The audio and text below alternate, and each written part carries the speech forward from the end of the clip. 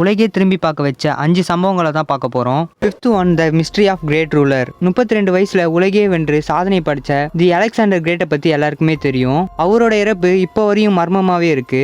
அதுக்கான காரணம் அவர் உயிரோட புதைக்கப்பட்டாருன்னு சொல்லப்படுது. கிமு 329 மே அப்போ விருந்து ஒன்று வச்சிருக்காரு. அந்த விருந்துல அலெக்சாண்டர் அதிக குடிபோதையில இருந்திருக்காரு. அடுத்த நாள் உடல்நிலை சரியில்லாதப்போ இது பயணத்தினால ஏற்பட்டதுன்னு நினைச்சு அன்னைக்கும் குடிச்சிருக்காரு.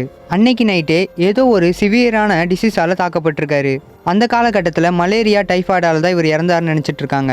ஆனா ரீசன்ட் ரிசர்ச்ல டாக்டர் கேத்தரின் நாள் என்ன சொல்றாங்கன்னா குயிலின் பரே சிண்ட்ரம்ன்ற மூளை நோயால தாக்கப்பட்டிருக்காராம். இந்த டிசீஸோட அஃபெக்ட் என்னன்னா நரம்பு மண்டலத்தை பாதிச்சு சுவாச மண்டலத்தை செயலிழக்க வைக்குமா.